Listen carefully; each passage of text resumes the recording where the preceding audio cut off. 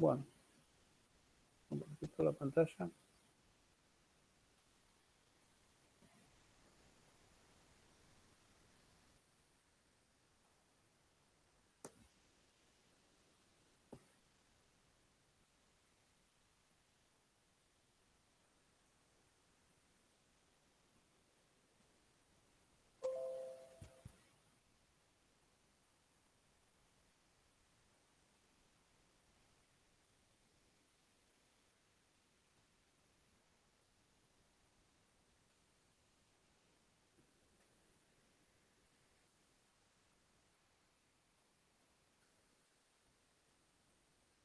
Bueno, ¿se empieza a ver ahí más o menos algo? Sí, se ve, profe. Se ve, a ver si lo puedo ampliar un poco por ahí. Pero tengo que buscar a ver a dónde está para ampliar esto. A ver. No.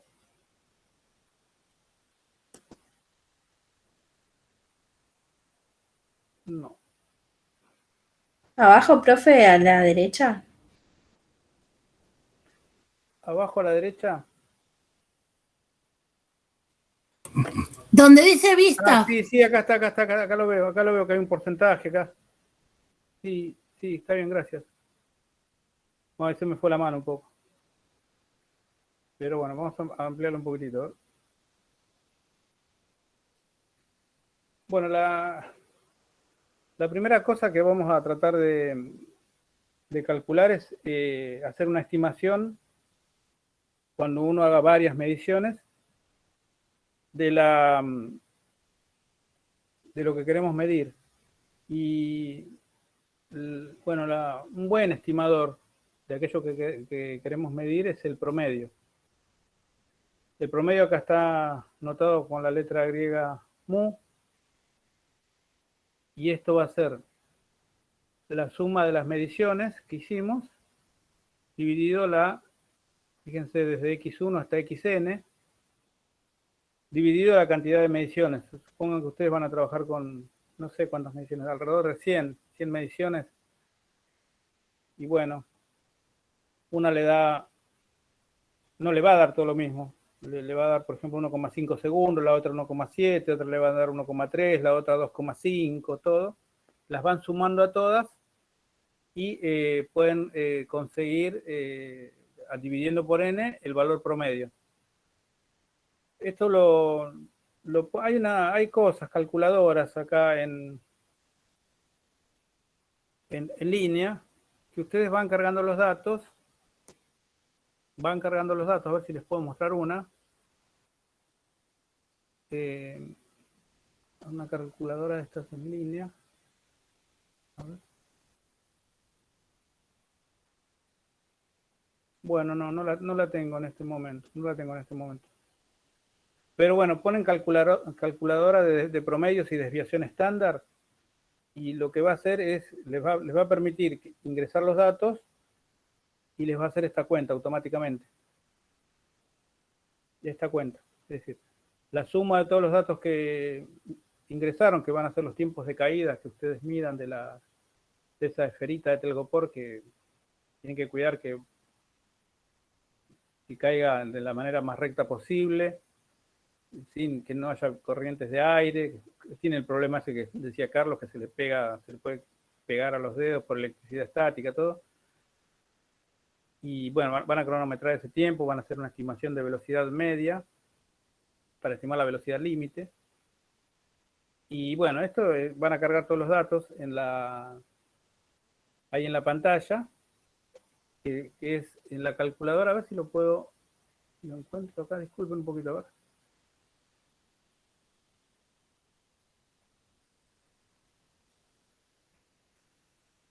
No lo encuentro, Así que bueno. Es una calculadora de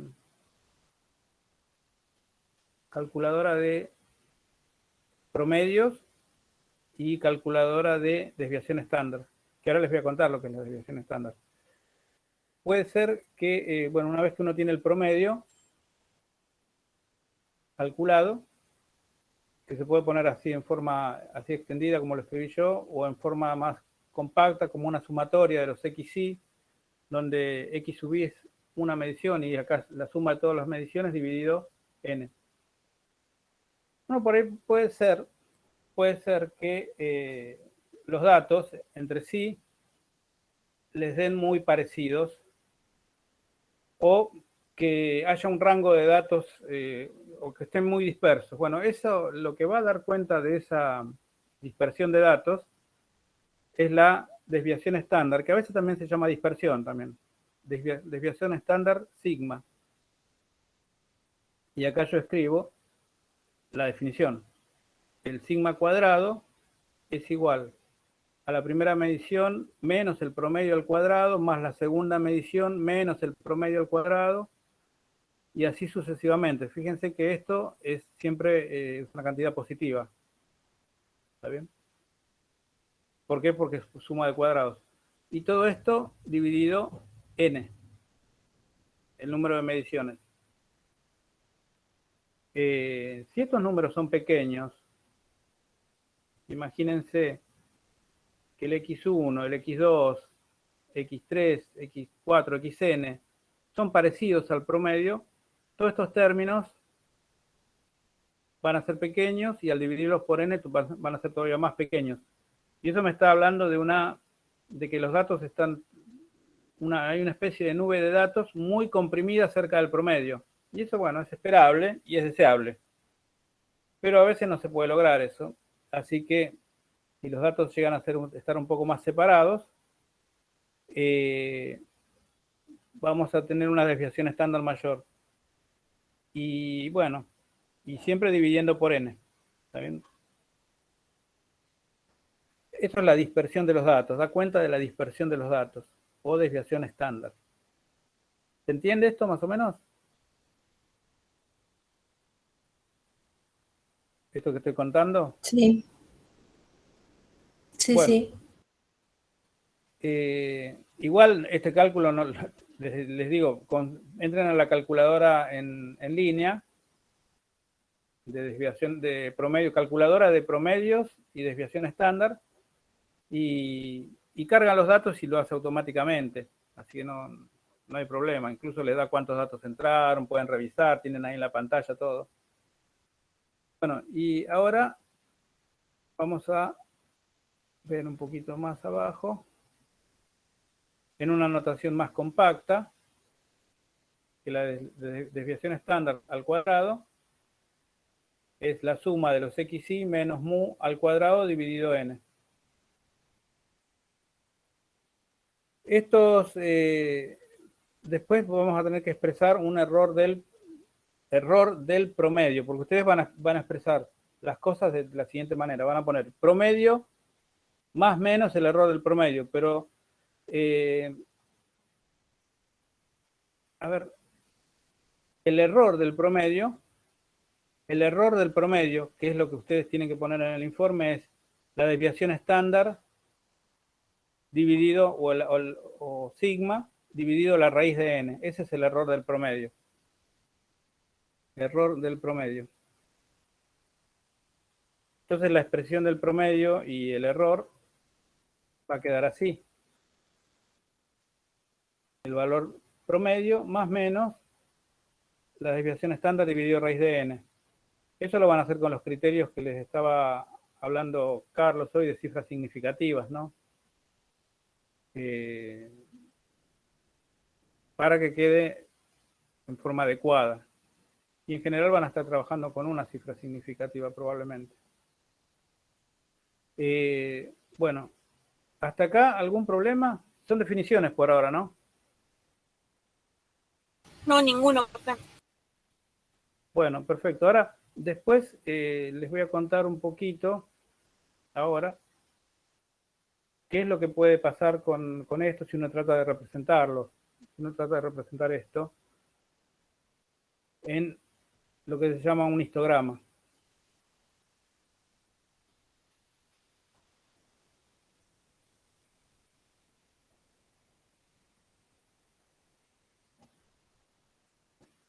acá hay un histograma que consiste en hacer mediciones. Acá, por ejemplo, da una frecuencia de algo, son números enteros acá.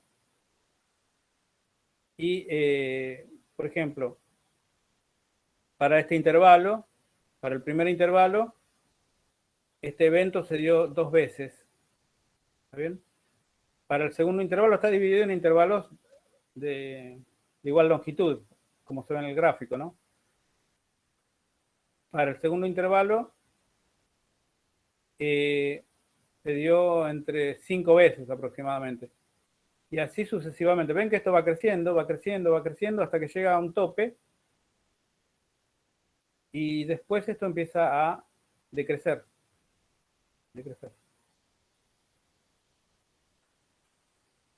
Bueno, acá, por acá andará el valor medio, más o menos por la zona del tope. Y esto, qué sé yo, podría ser, no sé, cualquier cosa, a ver, podrían ser los tiempos que van a medir ustedes, qué sé yo, entre 1,5 y 1,6, ¿cuántos valores hubo? Entre 1,6 y 1,7, ¿cuántos hubo? Entre 1,7 y 1,8, ¿cuántas mediciones hubo? Y así lo van construyendo. Después, supongan que está en torno a 2 segundos, bueno, en torno a 2 segundos van a tener un máximo, y después entre 2,1, 2,2 va a ir bajando la cantidad de valores que obtuvieron, y ahí se obtendría más o menos un gráfico de este tipo que se llama histograma. También se podría hacer con otras cosas, qué sé yo, esto podrían ser, no sé, qué sé yo, altura de personas, por ejemplo, no sé, de 1,50 a 1,55 hay tantas personas, de 1,55 a 1,60 tantas, ¿sí? Después, qué sé yo, si son, no sé, varones, no sé, qué sé yo, entre 1,70 y 1,80 estará la mayor cantidad, después de los más altos, bueno, va a haber menos, así. Esto es el histograma que por ahí, no sé si, no creo que se lo pidamos, pero yo lo estoy haciendo referencia porque les voy a mostrar ahora que este histograma se puede aproximar por una función que se llama la función de distribución normal de Gauss. Que no sé si alguno ha cursado estadística ya en matemática y por ahí la vio. Ya. Sí. Claro. Bueno, ahora vamos a hacer un pequeño repaso de esa función de distribución.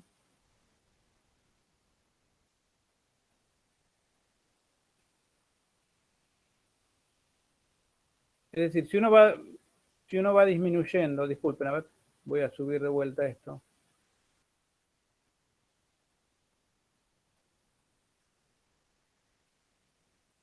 Si uno va disminuyendo el ancho de los intervalos lo va disminuyendo y tiene un montón de datos. Hacer tender infinito el número de datos, lo que va a pasar es que después va a aparecer una curva que tiene esta pinta. Que ahora se la voy a mostrar abajo y que, a ver, espero que esté, que no hice macana con la...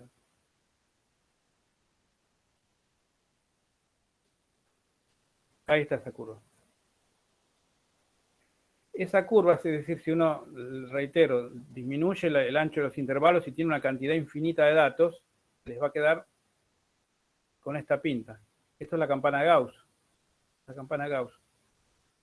Bueno, esa campana Gauss tiene un máximo en el promedio, en el valor promedio, y tiene puntos de inflexión en el promedio más la desviación estándar, que eran los que les contaba recién, y el promedio menos la desviación estándar o sigma, es decir, el promedio más sigma y el promedio menos sigma.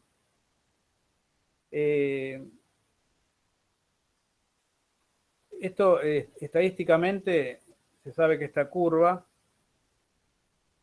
nos da la probabilidad de que el promedio caiga dentro de determinado intervalo. Yo, por ejemplo, si yo quisiera que caiga, fíjense que si yo quisiera que caiga en esta zona, es bastante improbable que caiga en esta zona en la primera zona, porque esta zona que está acá, primero vamos a aclarar que que el área bajo la curva, el área total bajo la curva, es 1. Es decir, significa, esa área es una probabilidad. Entonces uno tiene una probabilidad al 100% de que el promedio caiga en algún lado. Pero si uno quiere que el promedio caiga acá en esta zona, bueno, fíjese, va a ser el área que está comprendida en esta primera parte del gráfico, que es un área pequeña.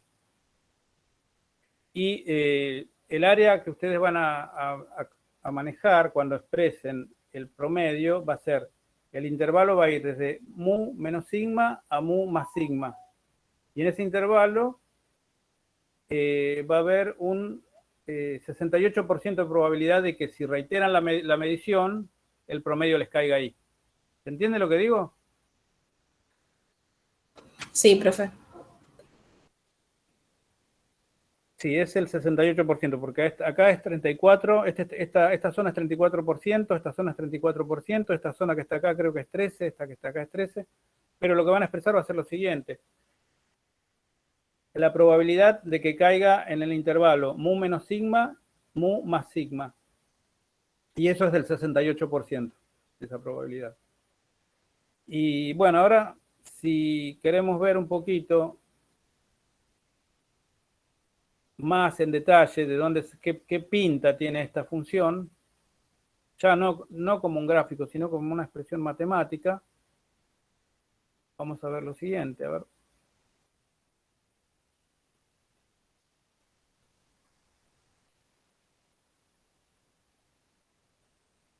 Esa va a ser la función de Gauss. Fíjense la expresión que tiene. Esto es más o menos lo que les estaba contando recién. Esta zona que está coloreada de celeste es la probabilidad de que un promedio, del que uno realice de vuelta la experiencia y que el promedio caiga ahí, en esta zona celeste, es del 68%. Y la fórmula es esta que está acá. Es G de X, la campana de Gauss, es 1 sobre sigma sobre la raíz de 2pi por e elevado a la menos 1/2 de x menos mu sobre sigma todo al cuadrado. Y la integral esta, si yo calculo la integral entre dos valores dados, entre dos puntos dados de x, me va a dar exactamente la probabilidad de que la variable, que en este caso es x, reiterando una medición, caiga en ese intervalo. Esa es la probabilidad de que caiga en un intervalo. Me da una probabilidad de caer en un determinado intervalo. Eso en realidad, esta integral no se resuelve en forma analítica, está en tablas, está tabulado esto. Y también les había comentado recién y les reitero que la integral desde menos infinito a infinito, que sería la probabilidad de que el valor de algo, bueno, es 1. Esa integral. ¿Sí? Así que bueno, ustedes podrían dibujar si quieren la función de Gauss, pero es esta, que está acá. Y tiene esta pinta, es una campana que está en torno al promedio y con puntos de inflexión a distancia sigma del promedio. ¿Está claro por ahora? Sí. Bueno, en realidad lo que van a hacer ustedes en el informe, es que no les vamos a pedir un histograma, creo, ni nada, pero lo que les vamos a pedir es que tengan esta expresión del promedio y su error. Es decir, va a tener promedio y el error del promedio, que es sigma sobre raíz de n. Con esto estamos diciendo que si ustedes reiteran la experiencia y hacen otro promedio, la probabilidad de que caiga entre mu y sigma más raíz de n, y sigma menos raíz de n, y mu y sigma más raíz de n, es del 68%. Eso va a significar. Bueno, a ver, vamos ahora a trabajar un poquito con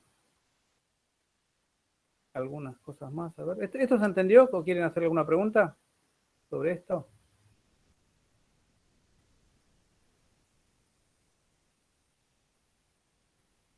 ¿O quedó clarito?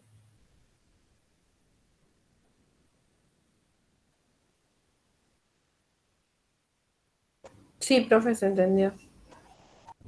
Sí, y sí, lo que van a tener que hacer ustedes básicamente es trabajar con promedio y su error, que ya lo vimos cómo lo expresamos, y el cálculo del promedio, bueno, utilizan justamente una calculadora de promedios y desviación estándar que hay en línea. Hay en línea, entonces no van a tener problemas con eso.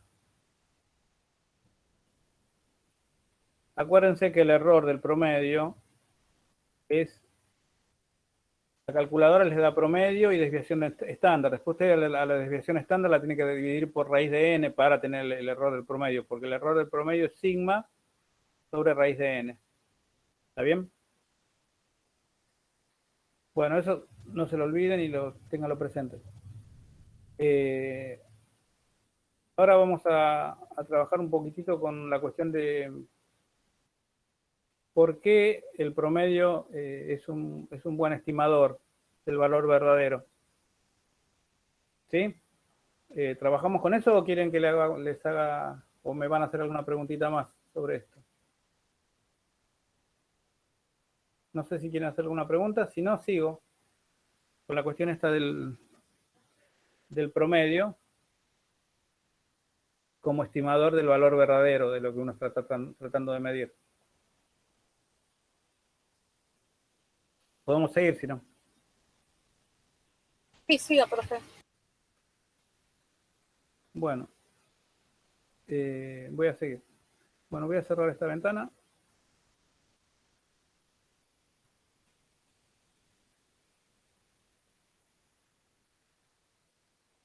Volver acá. Profe, eso después lo suben. Sí, Ok. después lo subimos, sí. No, voy a ir ahora a un escrito que está en manuscrita. Letra manuscrito es el otro, lo escribí así. Bueno, es raro que yo escriba, pero bueno. Bueno, les hago un comentario, a ver si se alcanza a ver ahí cómo es cada medición que nosotros tenemos. Este XY es una medición, la medición Y, que está formada tiene dos elementos a distinguir. Por un lado es el valor verdadero más un error de la medición Y.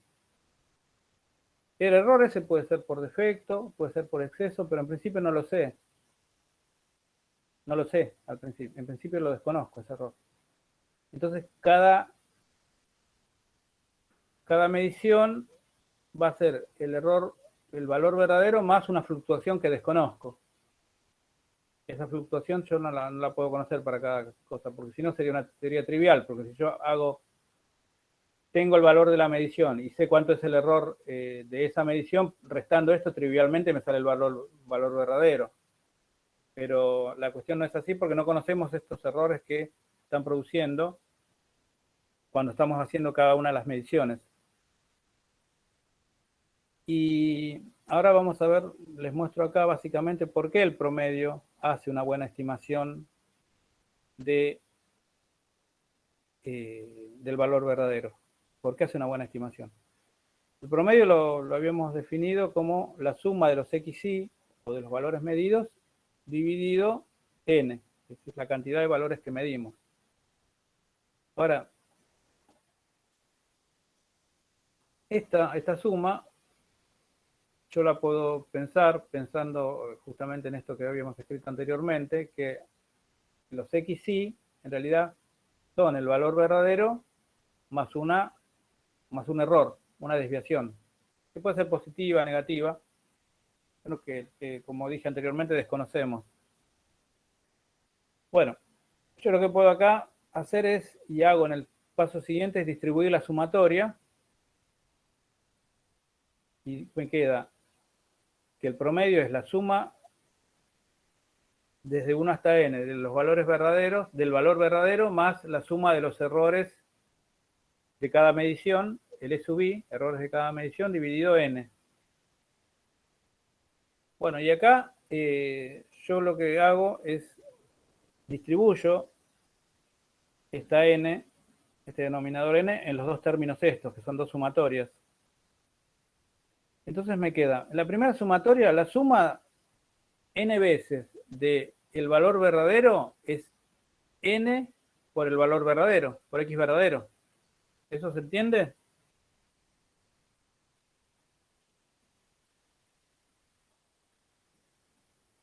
El primer término, como dice, la suma de 1 hasta n del valor verdadero. Es n veces el valor verdadero, porque acá tengo una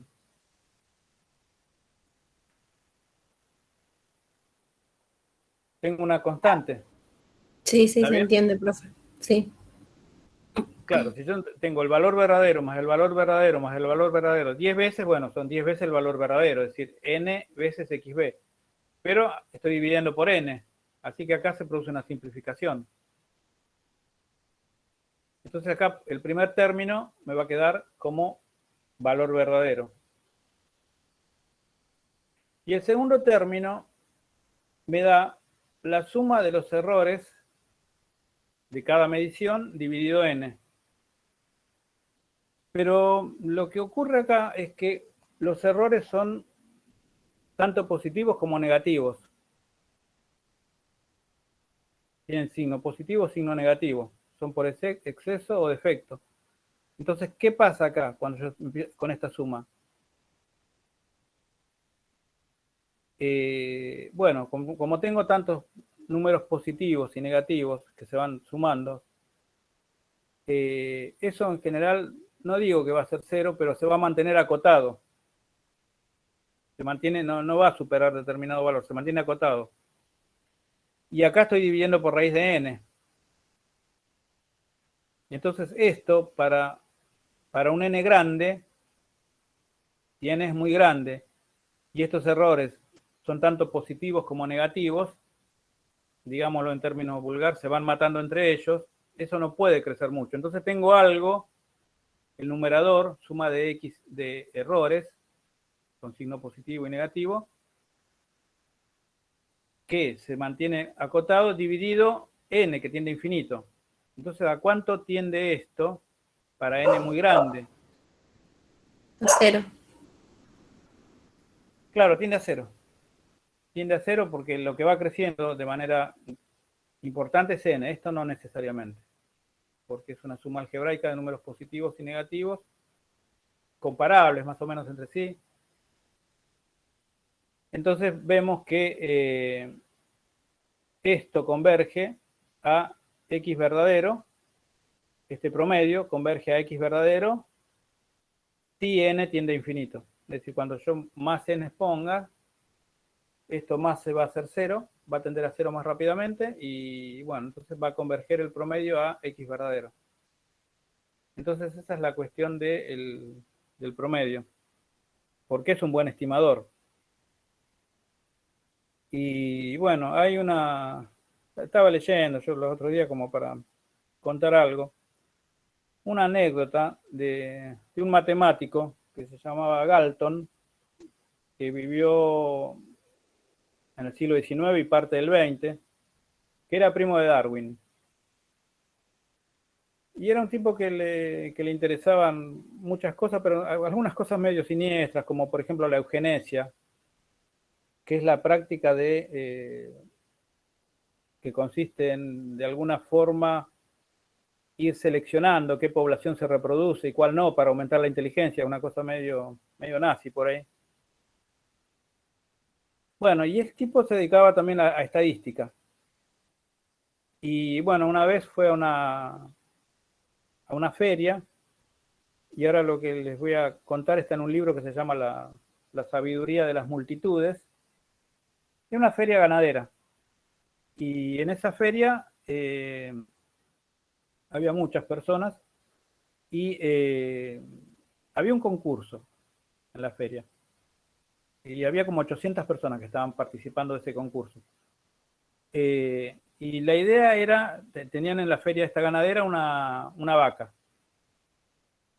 Y la gente tenía que escribir en un papelito cuánto pensaba que pesaba la vaca. Y bueno, Galton, como trabajaba en estadística, le pareció interesante recopilar eso y predijo que la gente que no, era gente que mayormente no tenía idea de estas cuestiones agrícolas, ganaderas, y pensó que le iba a dar, que el promedio iba a estar a años luz de lo que decían, lo que le habían comentado algunos especialistas. Y bueno, la gente escribió sus papelitos, se juntaron los datos. ¿Y qué pasó? Por supuesto que Galton pensaba que el que había estado hablando con unos ganaderos, él, y le habían dado una estimación, pero esta gente, bueno, trabajó como era una competencia, una especie de rifa, sorteo, cada uno trabajó solo, y entregaron los datos, es decir, no se influenciaron entre sí, y entregaron los datos, y bueno, después la vaca esa fue sacrificada, y el promedio dio de lo estimado por la gente, el promedio eran 800 personas que estaban participando, y el promedio dio 1.198 libras. Una libra son 454 gramos, así que más o menos 500 kilos. 1.198 libras dio de promedio. Y para sorpresa de Galton, cuando sacrificaron la vaca y la pesaron, pesaba 1.197 libras. Es decir, le habían errado, y ahora lo voy a retomar a eso porque no es tan así tampoco, le habían errado por una libra, en un orden de 1.200 casi. Y ahora lo que estaba comentando Carlos hoy en la primera parte de la teórica era qué error tenía la balanza, ¿no? Porque por ahí la gente, bueno, le erró por una libra, pero si vos estás midiendo una libra en 1.198, con que la balanza tenga un error del 1%, ya son como 10 libras, eso que midió la balanza. Así que lo que dijo la gente en realidad estaba dentro del error de la balanza. Así que la gente, si uno considera intervalos, si era 1.198 más menos 10, supongamos que la balanza tenía 10 libras de error con un 1% de error estaba trabajando, bueno, la gente le había pegado. ¿Y cuál fue el efecto? ¿Y por qué le pegó? Y bueno, le pegó por esto, por esta cuestión, este segundo término que está acá. Es decir, alguno estimaba el error, lo sobreestimaba, otro lo subestimaba, pero entre todos, entre esa tremenda cantidad de público, los errores iban manteniéndose, la suma de errores se mantenía de forma acotada y en tanto acá había un denominador dividiendo 800. Entonces, eso, la medición esta del peso de la vaca, convergió perfectamente al valor verdadero. La cuestión es que las mediciones o las estimaciones que hacía cada persona eran sin influencia de otros, eran independientes. Y porque si hay influencia de alguien, si por ahí habla alguno, un ganadero importante, se pone a hablar y dice, sí, yo conozco las vacas y esa vaca pesa tanto, eso puede influir sobre la gente y puede desviar. De hecho, cuando hay influencia sobre las personas, el experimento no da. No da. Las personas tienen que actuar solas, sin interactuar.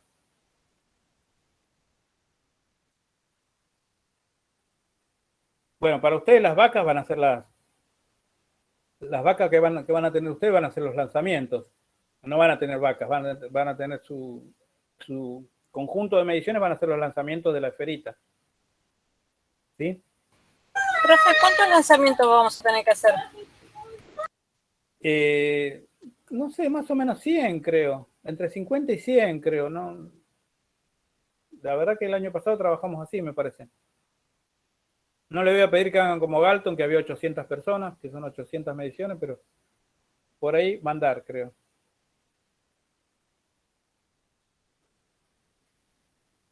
Igual, cuanto más hagan, supuestamente van a estar más cerca del valor verdadero. Así que bueno. Pero por ahí ya con con un número de mediciones del orden de 50, 100, por ahí, o por ahí por el medio, algo por el medio, puede estar bien la estimación. ¿Sí? Así que bueno, dejando la anécdota ganadera, que viene a ilustrar más o menos por qué el promedio es un buen estimador de el valor verdadero. No sé si podemos pasar a otra cosa que es un poquito, algo les comentó Carlos, pero yo por ahí les voy a comentar alguna cosita más sobre el experimento en sí. ¿Sí puede ser? ¿O quieren que le cuente más de las vacas? No, como dijo, profe, que no lo escuché, perdón. No, que les puedo comentar algo más del experimento, que ya estuvo, Carlos lo presentó, pero les comento alguna cosita más. Y bueno, cualquier cosa preguntan. Bueno, Bueno, entonces voy a cerrar esto.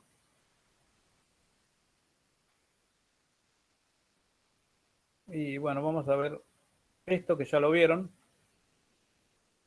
pero ahora se los cuento de vuelta. Bueno, el coeficiente, determinación del coeficiente gamma asociado al rozamiento viscoso en el aire para la caída de una partícula de telgopor. Y bueno, y les reitero un poco, eso lo estuvo contando Carlos, después le voy a agregar alguna cosita más. Dice que es un problema que se trabajaba en la guía, que decía que había una aceleración de algo que caía frenado por el rozamiento viscoso, que era del tipo A es igual a G menos gamma por B. Era un problema de la guía. Creo que yo incluso lo resolví ese problema. Preguntaba la velocidad. No, lo que preguntaba el problema era a qué velocidad llegaba una partícula al piso, dada determinada altura. Pero en ese problema yo me acuerdo que la velocidad con la que llegaba era casi la velocidad de una caída libre. Era casi la velocidad de una caída libre. Así que el gamma S en la práctica era muy, muy chiquitito y si lo tratábamos como caída libre pasaba prácticamente lo mismo. Pero no va a ser el caso de la pelotita de telgopor. De la pelotita de telgopor. Es decir, si ustedes lanzan la pelotita de telgopor suficientemente chiquitita y desde una altura más o menos 2 metros y largan una pelotita, una bolita de vidrio, bueno, la bolita le va a ganar. Le va a ganar y le va a ganar por mucho. Y bueno, la idea es que esa pelotita de telgopor caiga en un tiempo significativamente más grande que el de una caída libre. Que si ustedes podrían estimar el tiempo de caída libre, eso lo dijo Carlos también, lo podrían estimar cuánto tardaría en caída libre una partícula cayendo desde el marco de la puerta de unos 2 metros de altura, y después ven lo que pasa con la pelotita de telgopor. Si la pelotita cae mucho más lenta, bueno, entonces nos estamos asegurando de que estamos en el caso de velocidad límite. Y en el caso de velocidad límite, si la velocidad límite está moviéndose de manera constante y la aceleración es 0. Entonces acá tenemos que, si la aceleración es 0, de acá despejamos que gamma es igual a la gravedad dividido la velocidad límite. Y esto es lo que tenemos que hacer ahora con este trabajo. Es decir, bueno, acá dice tomar la bolita de telgopor, dejarla caer de una altura determinada, 2 metros, y cuanto más sea la altura mejor, porque así le da tiempo a alcanzar la velocidad límite, porque es lo que estamos suponiendo, y también ayuda a cronometrar el tiempo de caída. Porque si nosotros si tenemos un tiempo de reacción de accionar el cronómetro de medio segundo y la pelotita cae muy rápido, estamos metiendo un error muy grande en la medición del tiempo. Ahora, si la pelotita se frena lo suficientemente pequeña y baja muy tranquilamente, el error ya no va a ser tan grande. El error, digo, por el error, lo que estaba comentando Carlos en la última parte, el error es el error, básicamente va a estar dado por el tiempo de reacción de ustedes, y no por lo que dice el cronómetro. El cronómetro te dice décimas segundo, pero uno tarda bastante más. Así que bueno, eso va a ser lo que... Bueno, una pelotita pequeña va a ayudar para que se agrande el tiempo y para, en un tiempo grande, minimizar el error derivado de la reacción. Bueno, a ver, voy a... ¿Hasta acá se entiende más o menos? Sí, profe. Bueno. Y estamos suponiendo una cosa, que el tramo acelerado es muy breve. Entonces, si el tramo acelerado es muy breve, va a ser va a entrar en movimiento uniforme. Entonces, directamente la velocidad límite va a ser la fórmula más fácil de MRU. Va a ser distancia sobre tiempo. Porque estamos suponiendo que el tramo acelerado es corto y que rápidamente entra en velocidad límite. Bueno, acá dice, bueno, se procederá a reiterar decenas de veces la caída de la pelotita desde la altura prefijada. Siempre fíjense que sea la misma la altura, hagan una marca, algo.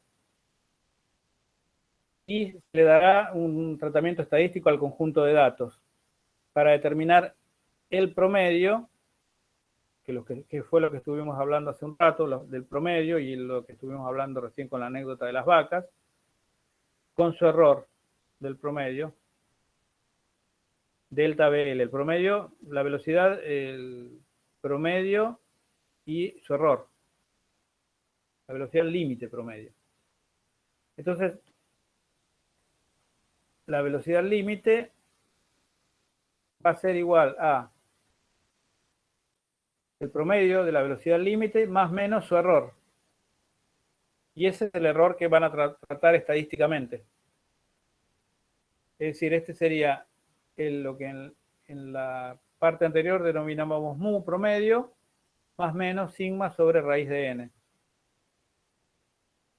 Y podemos utilizar este dato, G es 9,80 acá en Buenos Aires, más menos 0,1 metros sobre segundo cuadrado, que eso se puede sacar de cualquier lado, el valor de la gravedad. Igual la idea no es medir la aceleración de la gravedad, la vamos a tomar como dato, pero con este error, para Buenos Aires. Entonces yo voy a hacer directamente, si yo tengo que el gamma es G dividido velocidad límite, tengo la velocidad límite estimada y tengo G, bueno, la puedo calcular. Pero tengo que decir con qué error estoy calculando ese gamma. Entonces, bueno, es una función, en realidad este gamma es una función de dos variables acá, de G y de BL, velocidad límite. Y Profe. para una función de dos variables tenemos lo siguiente, que el error de la función es la derivada de f respecto de x por delta x más la derivada de f respecto de y por delta y, y todo esto con módulos, porque por ahí en algún caso una derivada puede dar positiva, negativa, y podemos tener dos errores espantosos, pero uno positivo y otro negativo, y me da 0 el error y no puede ser. Entonces toman módulos para esto. Si llega a aparecer algo negativo y positivo, bueno, tomen módulos. Entonces sería el módulo del primer término más el módulo del segundo término. ¿Sí? Eso es lo que van a hacer acá. Para ustedes la F va a ser G dividido B. B sub L, que es la velocidad límite. Y lo van a expresar así. Entonces, bueno, a ver, yo acá seguí un poco más con esto. A ver, yo pensaba que no había seguido, pero bueno. Para nuestro caso tenemos gamma. Y el delta gamma sería la derivada de gamma respecto de la velocidad límite por el error de la velocidad límite, que es el error que calcularon estadísticamente, más la derivada de gamma respecto de G por el error de delta G que está dado. está dado ahí, que es el de 0,01 metros por sobre segundo cuadrado. Entonces, finalmente tenemos el coeficiente buscado con su error, es decir, gamma más menos delta gamma. ¿Sí? Y eso sería todo lo que tienen que hacer. Que contado así es fácil, pero es una cosa bastante laboriosa de empezar a trabajar con esto. Y hacer toda la experiencia, bueno, son unas cuantas veces que lo tienen que hacer. Y tener cuidado con las corrientes de aire. También otra cosa es cuando sacan la pelotita de telgopor, tratarla con amor, no aplastarla, porque si la llegan a aplastar, ahí le van a quitar, va a caer más rápido, si la hacen más densa. Entonces, sacar la pelotita, no deformarla, no aplastarla. Y bueno, y hacer todos los experimentos las pruebas los lanzamientos que sean necesarios, ¿no? Qué sé yo, más de 50, 100, por ahí, por ese orden podrían dar. Bueno, no sé si queda alguna otra pregunta o alguna pregunta que quieran hacer.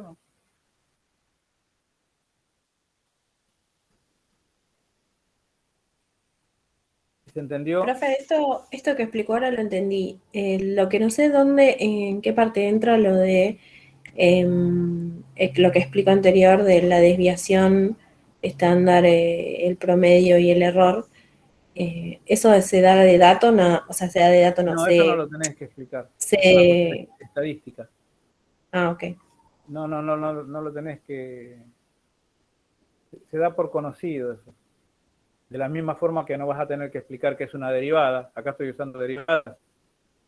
Bueno, no vas a tener que explicar qué es una derivada.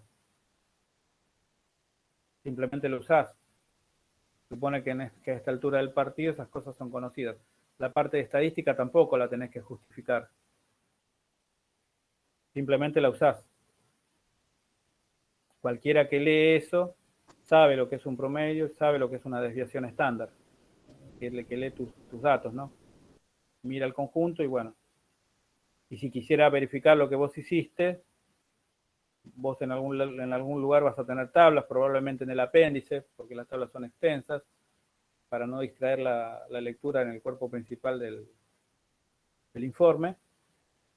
Y bueno, alguien si se quiere tomar el trabajo de verificar las cuentas que vos hiciste, bueno, podría hacerlo, eventualmente podría cargar los datos en la calculadora estadística y bueno, y ver que el promedio es efectivamente el que vos informás y la desviación estándar es la que vos informás también. ¿Sí? Pero no tenés que justificar esa parte estadística porque eso ya es un procedimiento estándar, digamos, no es nuevo. Lo que es nuevo por ahí sí es o particular la experiencia que estás haciendo, eso sí lo tenés que detallar. ¿Sí? Sí, sí. Y gráficos entonces de nada, no hacemos. Histogramas no, yo creo que no, no los vamos a pedir, no los pedimos, por lo menos el cuatrimestre pasado, hacer un histograma. Simplemente de estadística es contarle más o menos las cosas de dónde salen y lo que van a hacer sí usar el valor promedio y su error, y el promedio y el error del promedio. Eso van a usar. Gráficos, qué sé yo, igual no hay ninguna experiencia complicada, se entiende lo que se hace, ¿no? Pero si fuera una experiencia más complicada, por ahí estás usando algún aparato que hiciste, bueno, por ahí conviene hacer un esquema del dispositivo que estás usando. Acá es muy sencillo, qué sé yo. Me parece que no amerita dibujar una puerta y una pelotita que se lanza desde la altura de la puerta hacia el piso. Me parece que se entiende fácil eso. Que no hay que dibujar nada, no hay ningún aparato, nada en el medio. En otros casos sí va a haber por ahí un dibujo puede ayudar, en otros casos cuando se arman otros dispositivos más complejos, ¿no? Pero este es muy sencillo. Es una caída de algo muy liviano que sufre el efecto de un rozamiento y lo frena y no es una caída libre, no es libre la caída, porque tenemos una aceleración distinta a G, que es lo que vamos a tratar de ver y estimar ese gamma. ¿Sí estamos de acuerdo? Sí, sí. No sé si hay alguna otra pregunta.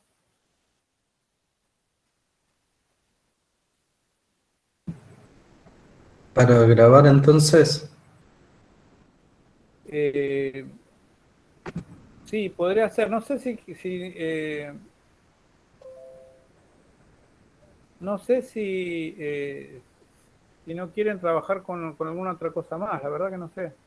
podemos dejar este video con toda esta explicación y si quieren volvemos a grabar. Sí, bueno, por ahora de grabar y si quieren preguntar algo más,